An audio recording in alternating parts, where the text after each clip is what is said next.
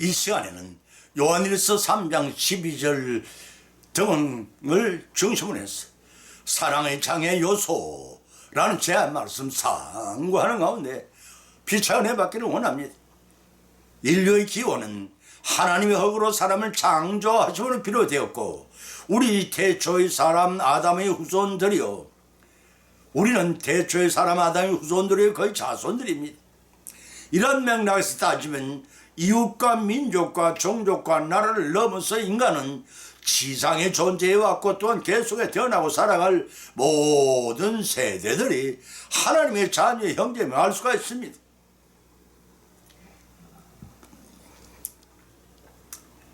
이러한 자녀들이 하나님의 축복하심으로 생육하고 번창케 하셨는데 이 축복을 선용하지 못함으로써 개인 간에 정욕이라는 사물이 작용하게 됩니다.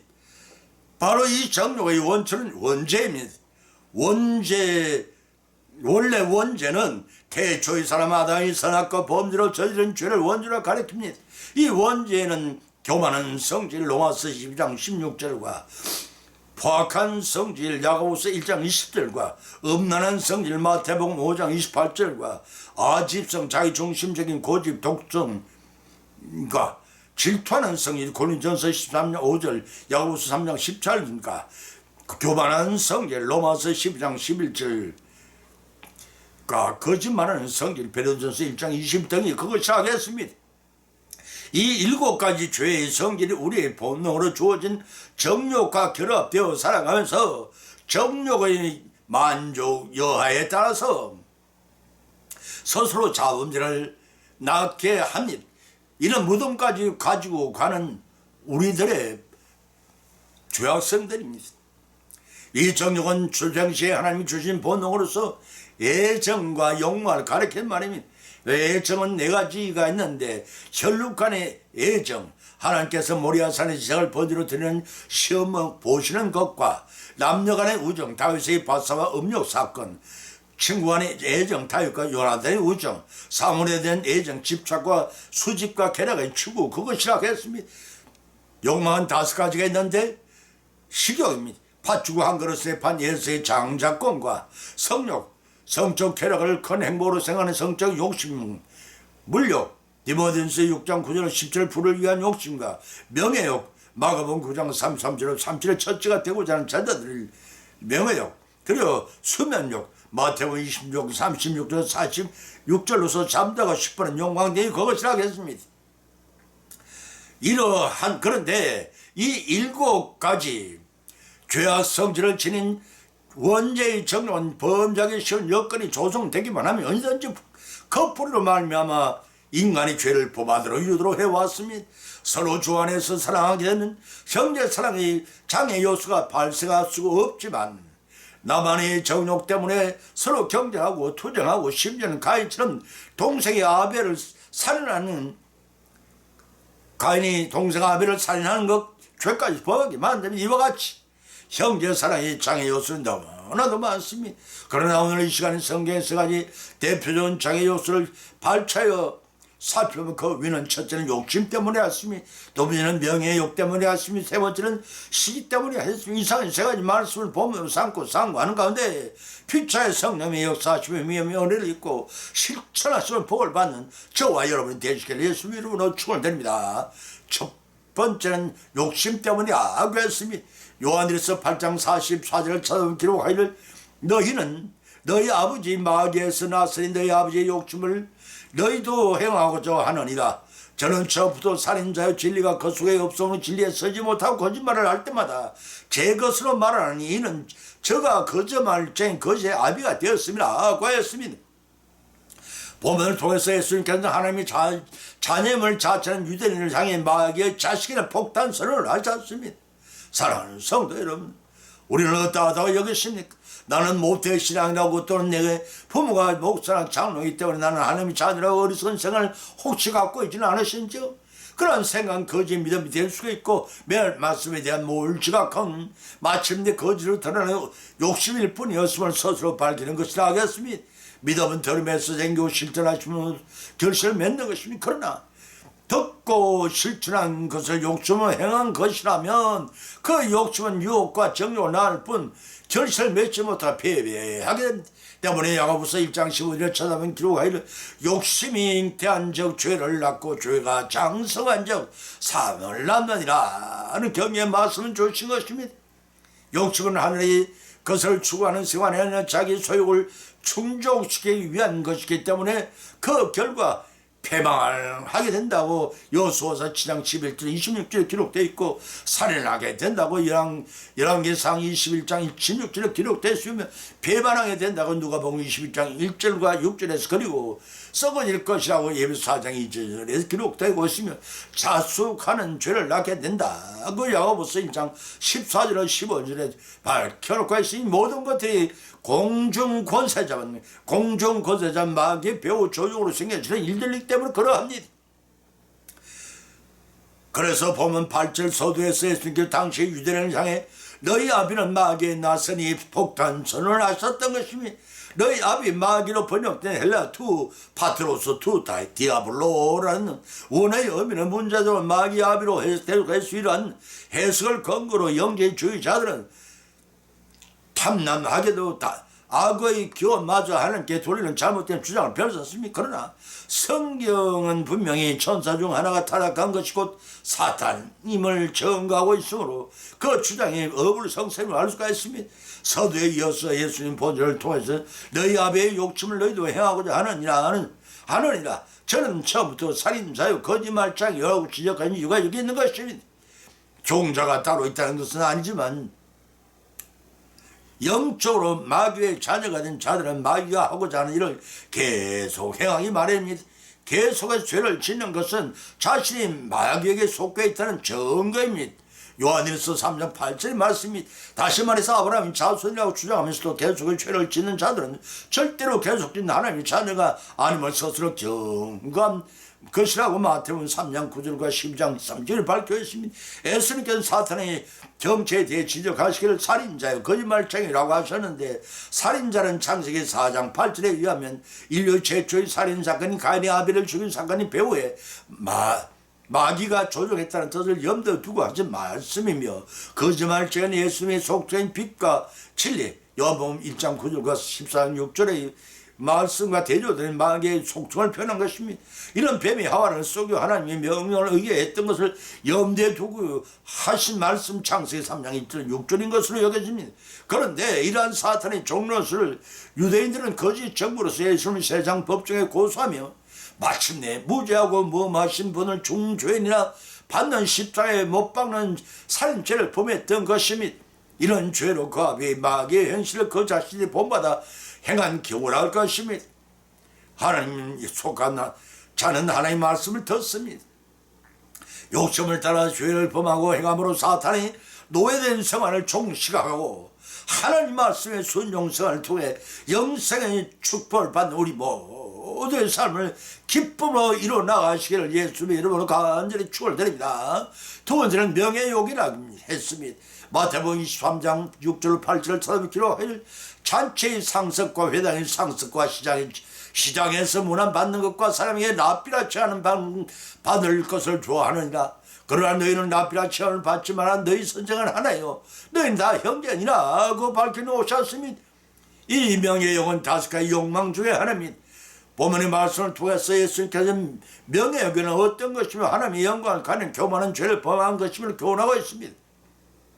보면 6, 7절에 예수님께서 잔치의 상습과 회당의 상자와 시장에서 문안받는 것과 라비라 지원을 받는 것에 대해서 지적하셨습니다. 당시에 잔치의 상습은 연회석의 상습 우초를 가리키고 회당의 상자는 회당의 율법을 넣어두는 곳 앞을 가리키는 말로서 전자가 세속적인 영광을 상징한다면 후자는 종교적인 명예를 상징합니다. 잔치의 초청을 받는 당시 바리새인들은 이런 두 자리를 차지해 혈안이 되었습니다. 누가복음 14장 1절과 7절의 말씀입니다.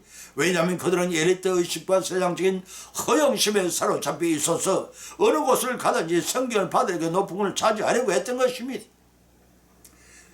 그러나 예수님께서는 하나님과 동동된 분이심에도 불구하고 성경을 받으러 하시기보다는 섬기려고 세상에 오셨고 자신은 많은 사람이 대성문으로 줌으로써 하나님의 구속 사역을 이루셨습니다. 마태복음 6장 28절에 말씀입니다. 이를 통해서 우리 참된 서성의 누군가 하는 것은 분명히 드러납니다.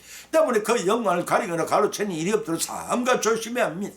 마태복음 23절에서는 시장에서 문안 받는 것과 랍비라 취함을 받는 바리새인들은 오늘날도 그러하지만 대중이 많이 모인 공공시장에서 인사받기를 즐겨했다고 예수님께 지적하신 것은 곧 사람들로부터 인정받고 존경받기를 원했다는 뜻으로서 자신의 스스로를 높이는 자아와 교만함을 드러내는 생신입니다.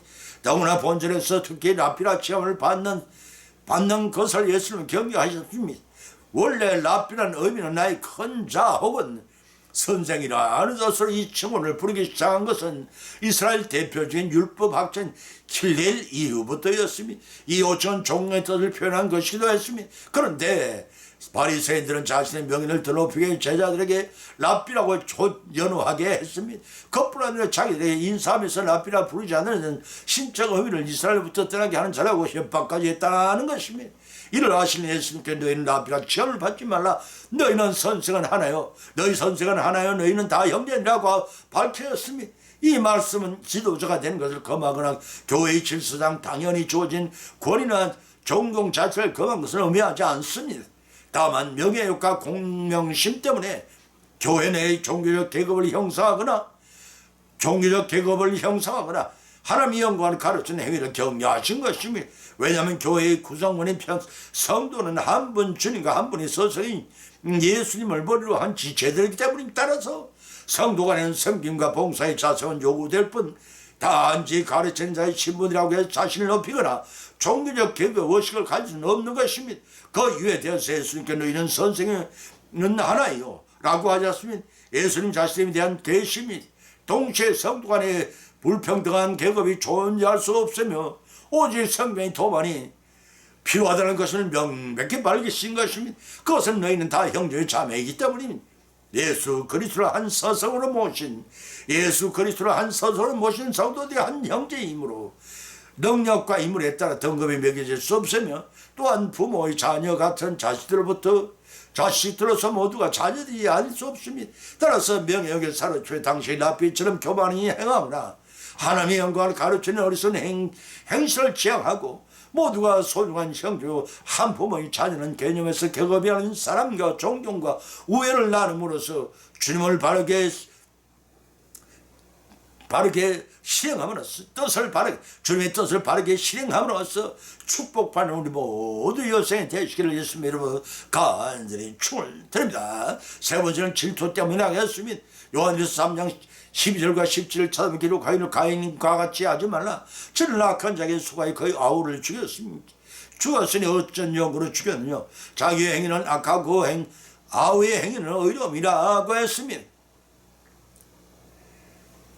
형제를 미워하는 자가 얻지 못한 12가지를 성경에서 찾아보면 첫째는 창세기 30장 4절을 주 마음의 평안을 얻지 못하고 두 번째는 마태복음 5장 22절과 6장 15절에서 하나님이 용서를 받지 못하고 세 번째는 마태복음 7장 11절 15절 자신이 바른 성찰도 하지 못합니다.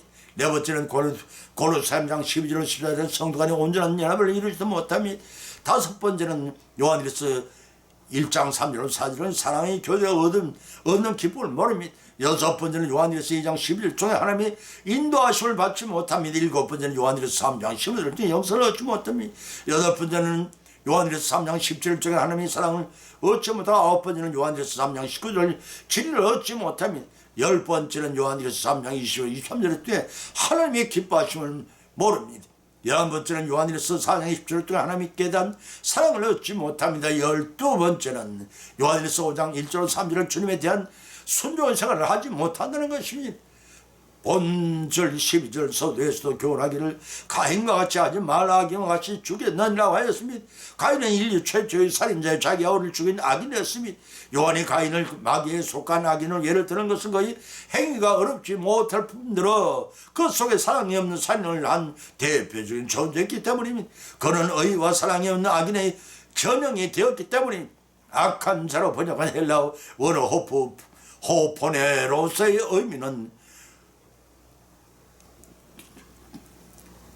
지독한 사악한 타락한이라는 뜻을 가진 낱말이지만 봄과 시비를 마귀로 사용하고 있으며 또 죽여서리라는 헬라어 에스팍센이라고 하는데 도살하다 목을 자라는 뜻을 가진 스파포조의 제일 부정 관사용어로 봄과 계시록에서만 나타난 납니다.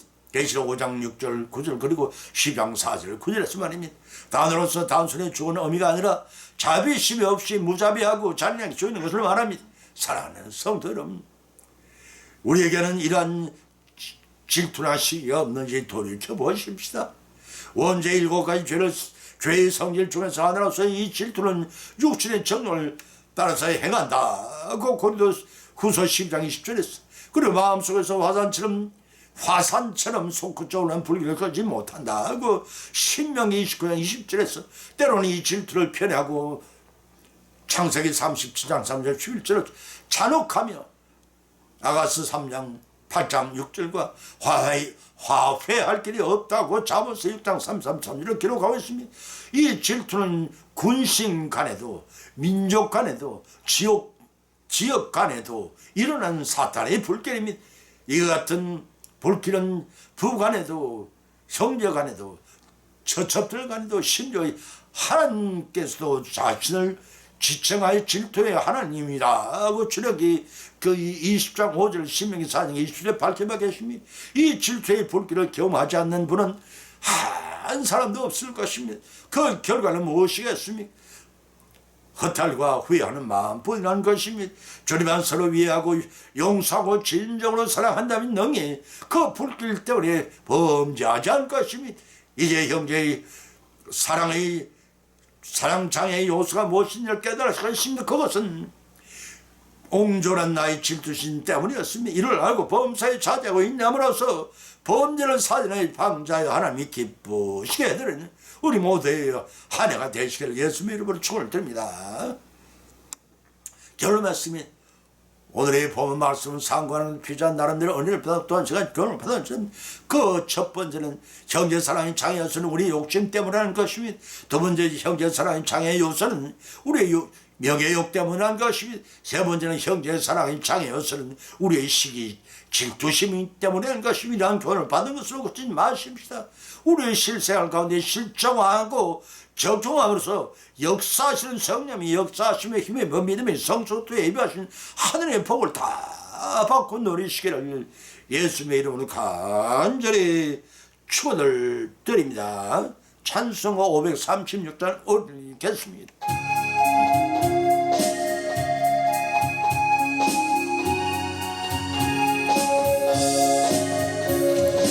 예수님 사랑하시는 성경에서 배웠네.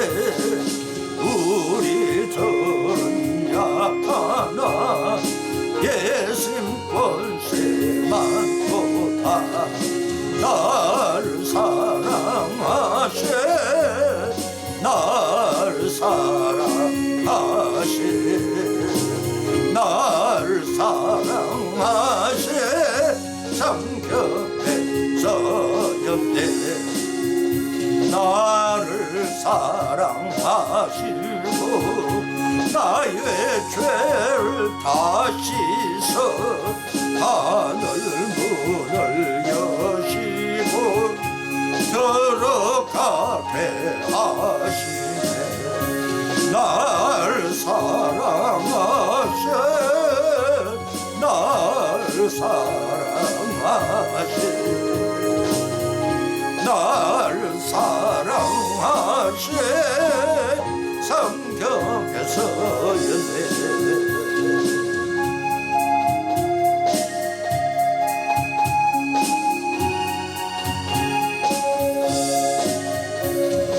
내가 연약할수록 더욱 위여 비사 높은 보좌 위에서 낮은 나를 보시네. 나를 사랑하시 나를 사랑하시 날 사랑하시 성경에서 주옵소서.